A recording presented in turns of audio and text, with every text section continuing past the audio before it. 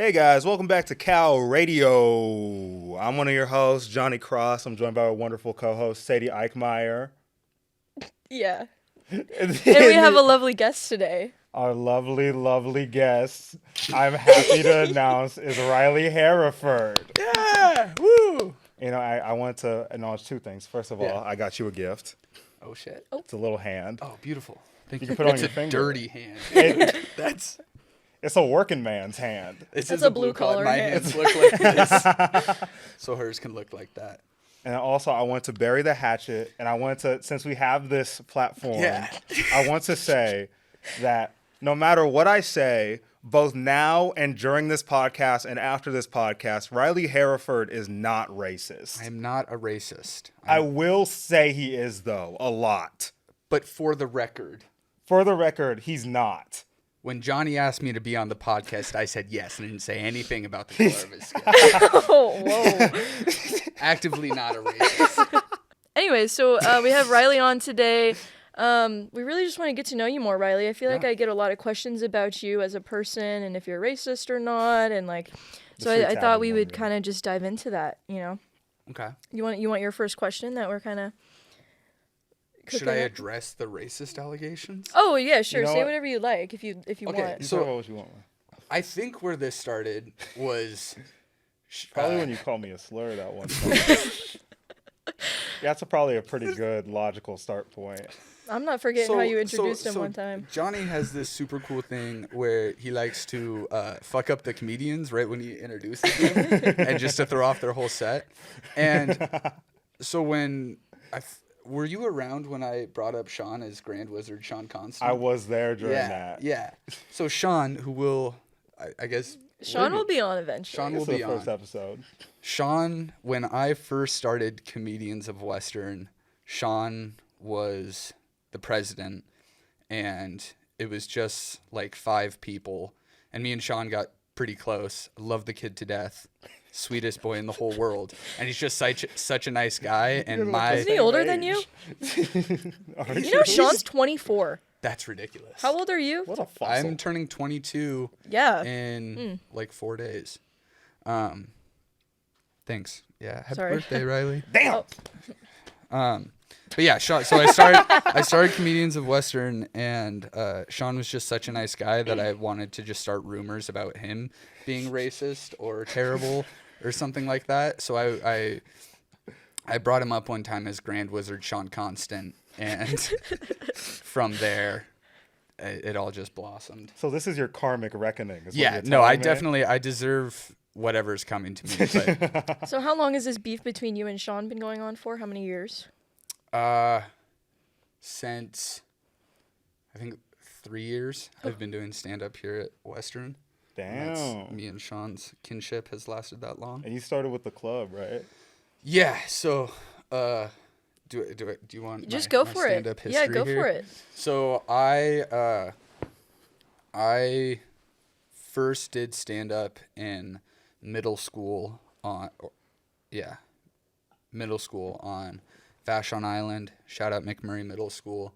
We would do like this is weird having you guys on either side, but we would do a night of visual and performing arts, which was basically our rendition of a talent show. People would show stuff that they made in art class, and people would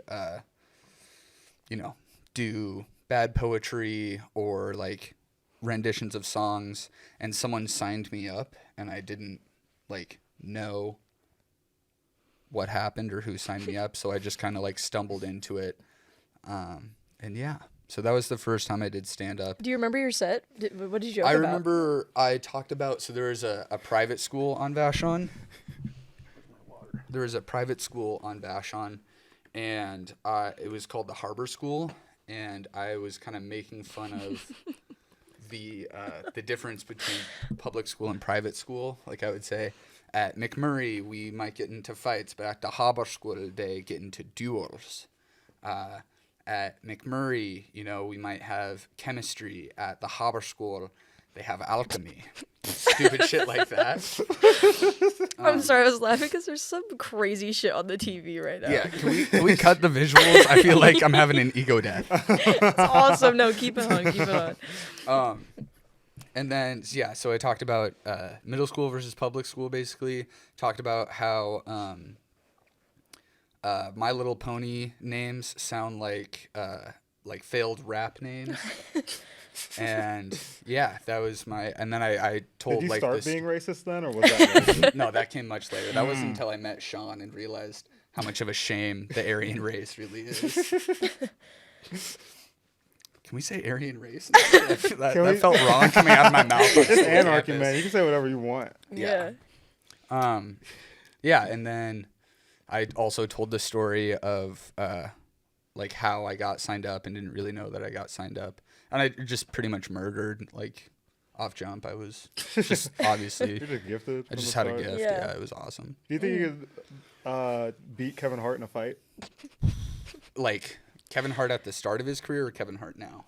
Now. No, Why definitely not? not. He's old. Dude, he's ripped. He's like half your height, He's though. super strong. I could take him. Isn't he like 4'11"? How tall is he? 4'11" is crazy. How tall is he actually? Like maybe like maybe 5'3"? 5'4". Okay. Maybe 4'11"'s crazy. I don't know. I'm trying to what? You ever get that thing when you like have no clue how big celebrities are? Like you think they're like because I met like one of my like not a celebrity but someone that I really like look up to as an artist, and they were like huge and like but he also had something in his teeth, so I was like he was human. Wyatt Shears from The Garden. Not a celebrity at all. Bellingham, but I was like, this is just a guy. And so now it's like whatever. It's I was a big not deal. prepared to hear Wyatt Shears from The Garden when you were telling this story. Oh, wait. What's the most famous person you've ever met? Dude, I don't think I've ever met anyone famous ever. Really? Oh, I saw, the guy who's like, nothing is a coincidence. Yeah. Holy shit, can we talk Me about and that story, Sadie please? were at Red Oh my Robin God. one time. This was Nice. like maybe Young. last year. We're gonna have to during enter a winter clip break. of that We're at a TikTok. Red Robin and then Whoa. this man just walked in and dressed to the Dude. he's dressed like he's dressed in his videos. Yeah, like This man full looks like cape. a Dark Souls character. Walked in with his family. you The see rest the of them guy were with- dressed with- normal. Yeah, The guy with the he full had that cape. on. Yeah. He had that walked shit in, on. and his family was in, and they were dressed normal. And it was That's just, awesome. and I spent the whole dinner. He sat like on a table across from us. I spent the whole dinner like, dude, should I talk to him? Dude, Johnny was like shaking. no He fucking couldn't way. eat. He was freaking out. I was like, what the? I was like, dude, you have to talk to him. Like, this is a once in a lifetime. Like, nothing is a coincidence. And I like, took a picture with him. yeah, Nice. I got a little Okay. It was picture. Way to awesome. overcome your fears. That's good. Yeah. local celebrity. Yeah. Who knew? I didn't know he was in Washington. I Yeah. didn't know either. That's why I was so surprised to see him walk into a Red Robin. That's sick. That's so sick. Yeah. Who have you met who's very famous? You met any famous people before? I've met Ray Troll last summer. Do you know who Ray Troll is? He's the Ray guy who Troll? does the like Spawn Till You Die, like kind of psychedelic salmon art.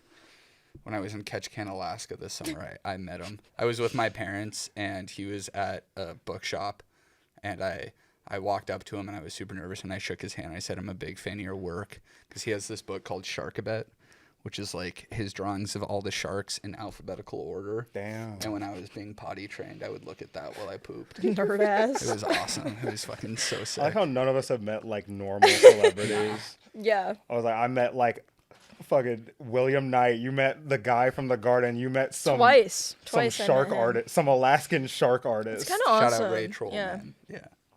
My I friend would met rather Richard meet Curry. Wyatt Shears again than meet like Ice Spice or something. If I'm being You so don't honest. mean that. Or just like I don't know. Like I feel like a big celebrity I would just be like, oh, they're not nice, and like that's. I feel like fine. Ice Spice would be nice. Ice Spice would be What the so fuck am I gonna talk awesome. about with Ice Did you see Spice, her at though? the Super Bowl and like she's getting super like football explained to her like the whole time, and it's so awesome. I love her so much. Yeah, Johnny doesn't like Ice Spice. I never said that. I said she should We win watched a the Grammy. Grammys together. We watched the Grammys together. Like her music's cool. Grammy material? The She's Grammys? the voice of a generation. I like Munch. I've listened to Munch all the time. The Grammys? I don't know, dude. The Grammys are a sham, though. We all know Yeah, that this. was fucked. I was so mad. I was just like, I just love Lana Del Rey. I'm sorry. I just like, it was kind of upsetting. I want to ask you, Riley. I want to ask you what your favorite memory is from Cow so far, in your several years of being here. 50 bajillion. Yeah, 50 Fossil. years, clocking out, yeah. retiring. I'm not retired yet. I'm not fucking leaving. My favorite, I have two favorite memories. My first mic I did here with Cal went so unbelievably well. Like, I just like I just told everyone I knew about it, so I would have a big rooting section. You packed that bitch out, dude. Yeah, and like it felt like 150 people showed up, and I'm not tooting my own horn. Like I've never done this good on stage since then, but like.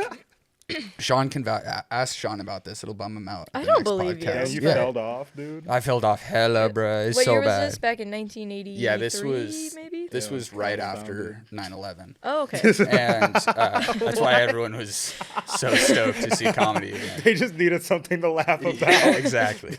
But yeah, I went up on stage and I did my 5 minutes and everyone cheered super loud. And then when Sean like tried to close out the show, I got a curtain call.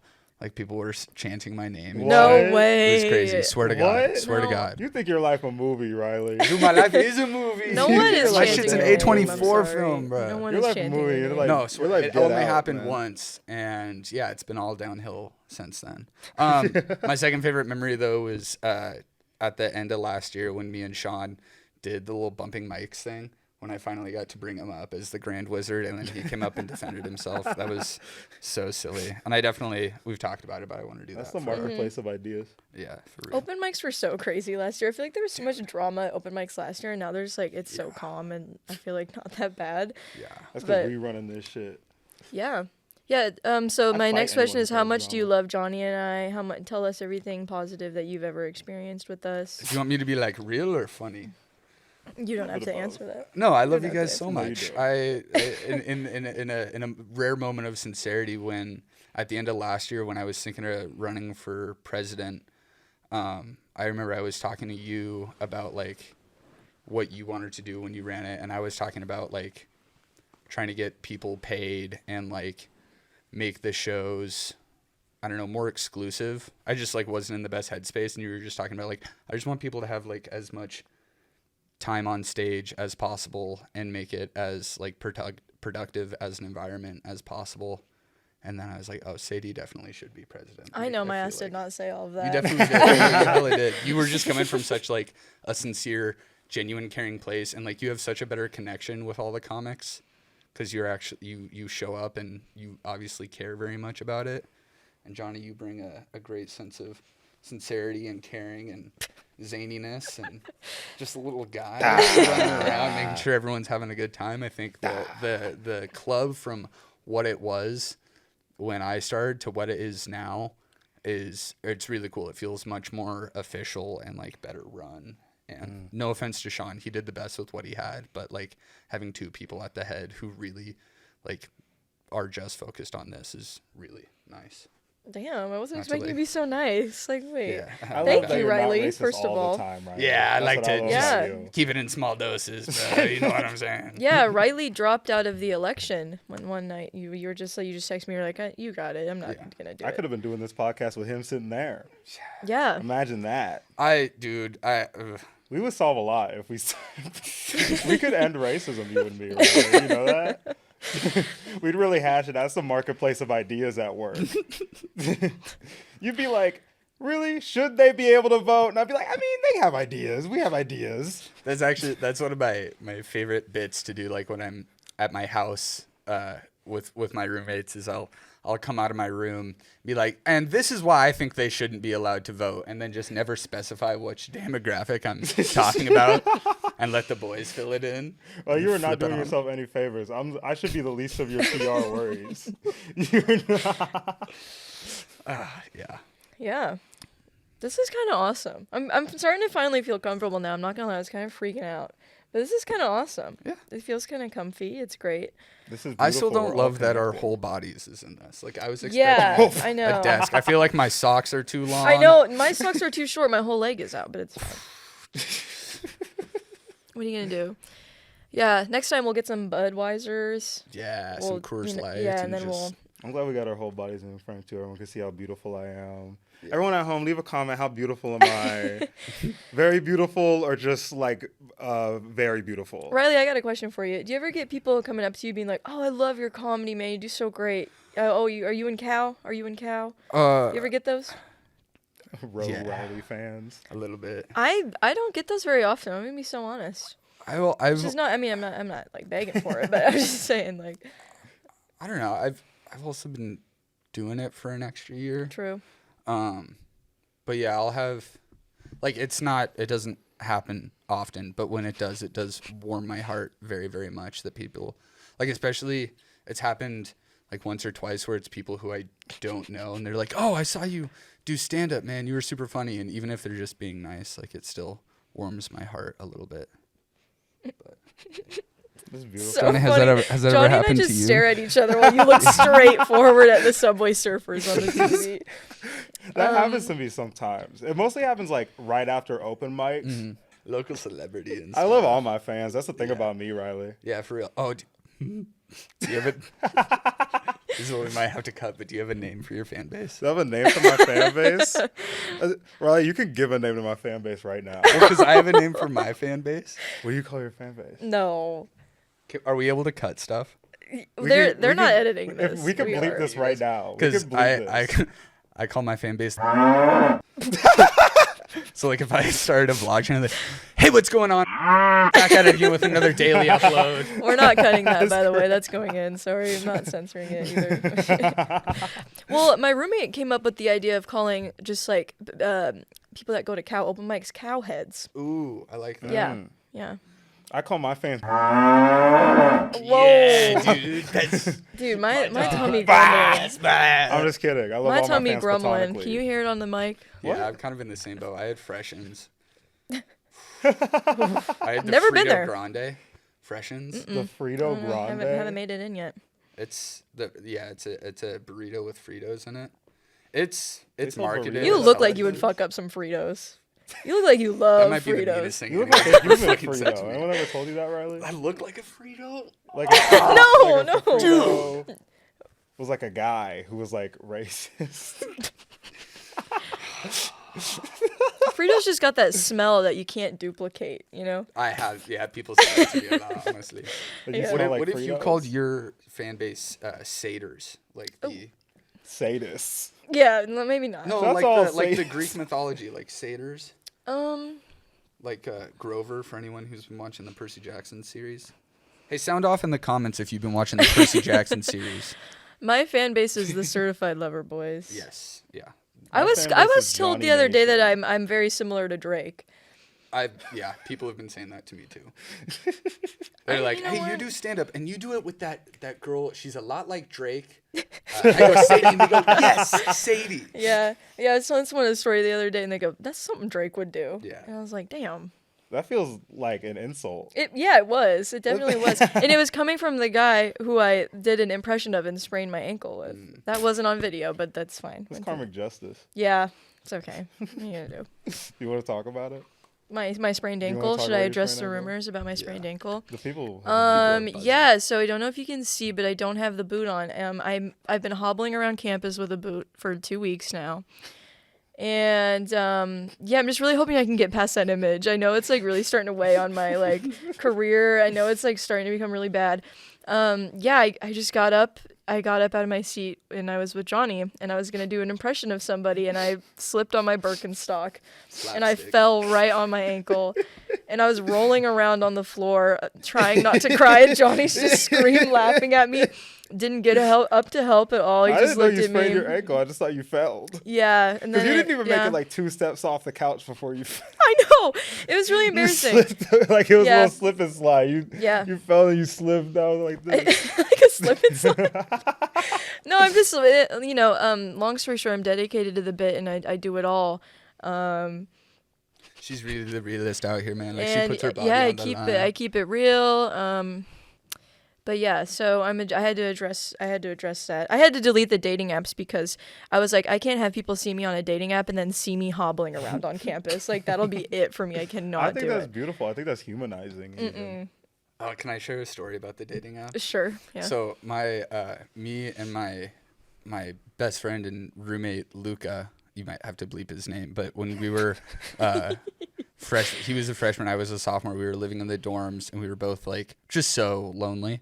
So we had the dating apps, and we would play this game where we'd run duos, like, you know, Fortnite, and we would trade phones, and then I would get matches on his phone, and then just like opening line was always just like the most heinous shit. Like sample sentence, my face. Because you could be your true self when you're matching with someone else. Yeah, exactly. We're all just wearing masks. But you both had dating apps.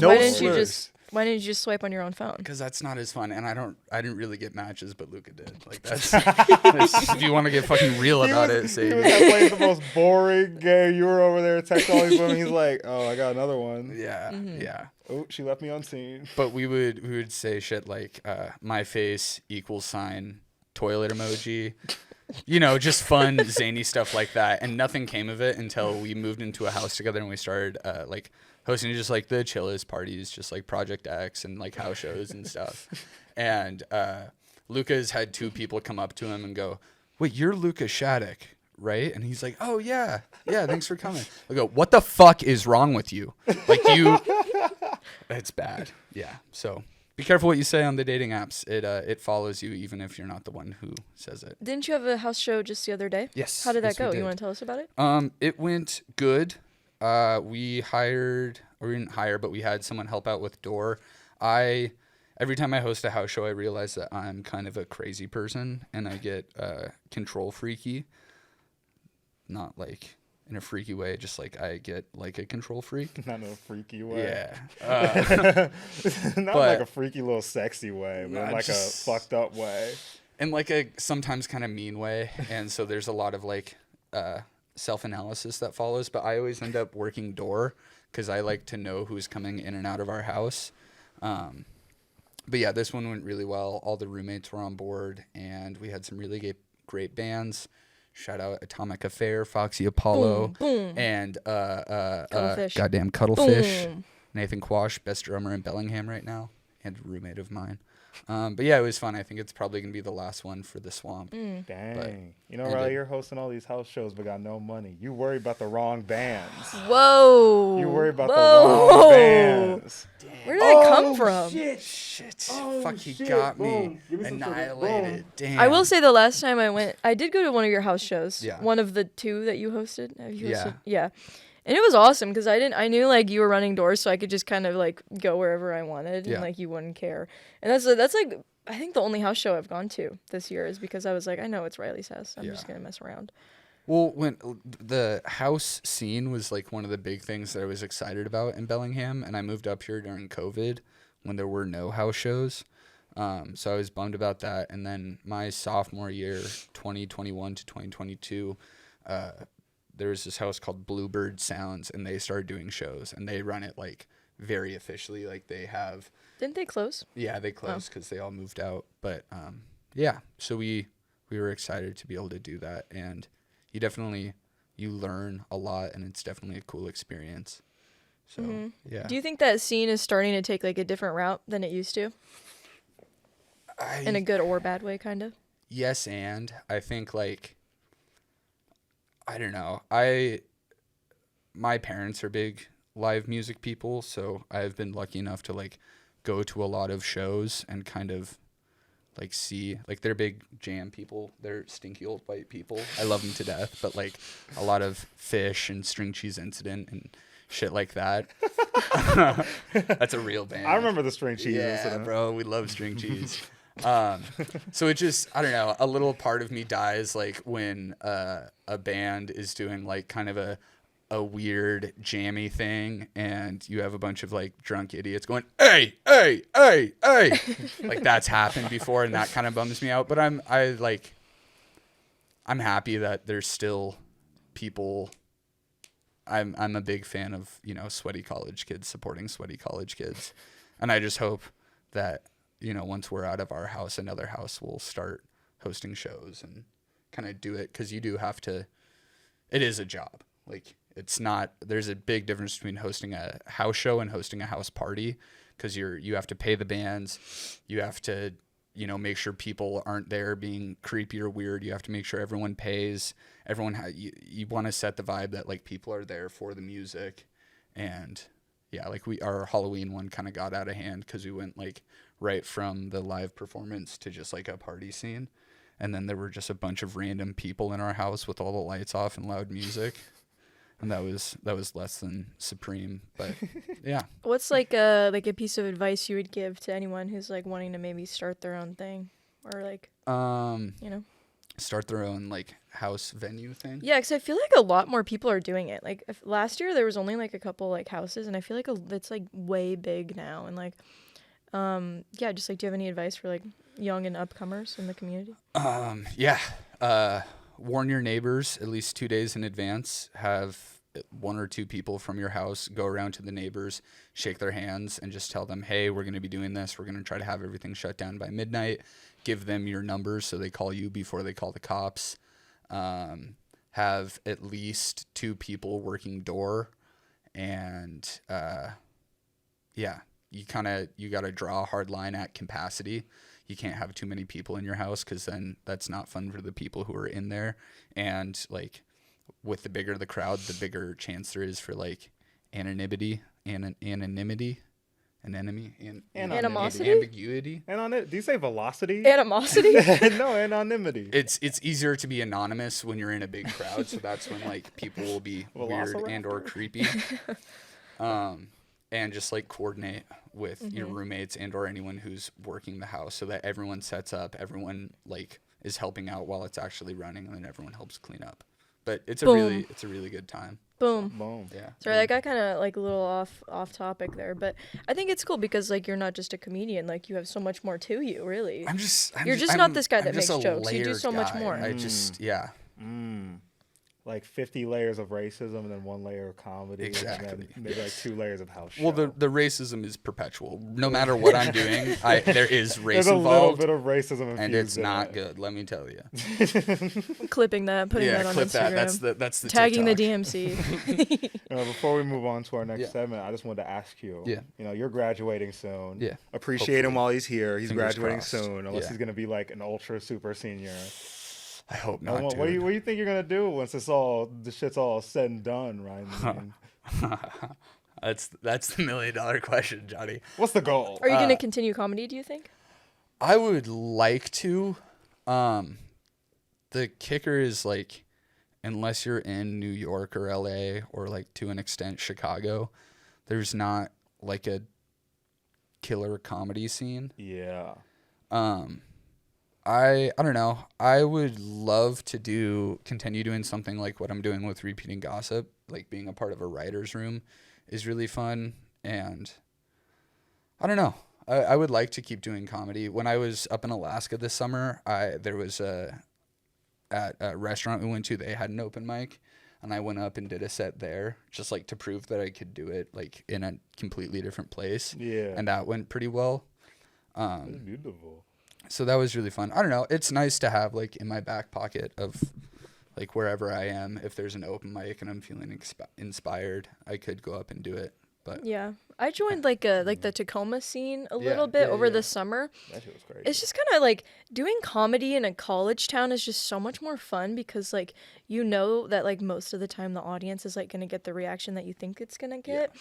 And like I was kind of performing in front of like middle-aged people, the older kind of like folks. Mm-hmm. And it just was kind of hard because I feel like I don't know, my comedy specifically just doesn't really work with that, which like I know you should be able to make anybody laugh. I get it, blah, blah, blah. But, just speaking from experience, like, I don't know, it was okay. Yeah. But that's what I think is so beautiful about the underground, because I feel like how I view it at least is it's a great place to kind of like get your bearings comedically. Yeah. Because it's a pretty safe space. There's a lot of people who are like in a similar headspace to you. Mm-hmm. They're similar age. They're at a college campus or at a similar place. Yeah. So there's a lot of things to draw on from there. And it's like they're all there to laugh. It's not like a bar show where it's like maybe half the people are there for comedy and the other half are just there to drink and comedy just happens to be there. Yeah. Everyone's there to laugh and they want to laugh and they want to support you. You just need to give them something, And I feel like I'm just getting to the point where I'm like, I could maybe go to like some random bar and try out some shit, because it's just such a different setting. You know, like I went to with Sadie in Tacoma. I didn't perform, but I went there. I was like, this is crazy. Mm-hmm. And even just any other venue in Bellingham is just like odd. Like we've performed at Menace and Beach Cat together, and I don't know. I just am not a big fan of it. I mean, I would still do it, but I just want to focus on Cal. I think you would have to like go to Seattle to get anything even close to like what you would be looking for. Yeah. For like, okay, I want to do comedy stuff. Yeah. Also, like, my ego is not that strong. Like, if I go up and bomb, it fucking sits with me. Mm-hmm. Like, and that's, you know, for better or worse, that's one of the great things, again, about the underground is, like, you know, someone will laugh as long as your joke isn't horrible. You know? And also just, like, I got shit going on. Like, I'm trying to graduate, and I want to go out and travel the world once I'm done, and, yeah. You're gonna be a wandering comedy nomad. Exactly. Yeah. I also think I'm planning on going to other countries. I think it could be kind of funny to just like pop up at random mics there and do like a quick set. Norway. Yeah, exactly. Like I'm planning on going to Iceland this summer, and I think just like doing a little random shithole Iceland bar would be fun. Just shit like that. But I don't know. I'm neither committing nor uncommitting to anything. Yeah. Boom. But I think like if I was to do a future comedic endeavor, sorry, Fortnite gameplay just turned on. We're swap from pumped. Riley's ego death to a Fortnite gameplay. Awesome. Do you play Fortnite? You fuck with Fortnite at all? I played Fortnite my sophomore year. I played Fortnite Mobile, and I was a sweat. And then you were a sweat on Fortnite Mobile. Yeah, bro, I was. So I popping 90s with your fucking thumb. Dude, it was sick. I stole my dad's iPad and I would play. I lived in Mexico my sophomore year, and it was 2016, so it was right after Trump got elected. So I was like a chubby white dude in Mexico. I was like so depressed and so lonely. I would just huff tars, listen to Post Malone, and play Fortnite Mobile with my friends back home. That's awesome. Crazy. It was bro, awesome. We should play Fortnite together sometime. I'm that so and bad. Ninja Turtles, bro. I could rock your world with Fortnite. I've only played Fortnite on the worst things ever. Like I played Fortnite Mobile, and then I would play it on Switch. Fortnite made me want to blow my brains out. That shit was horrible. It's not the same. Can I just get one? Oh. Oof. Sorry, I just had to. That was like it's been sitting on there for like 20 minutes. Dude, you just get a little. Don't do it again. Oh, that was a little squeaker. Like little squeaker.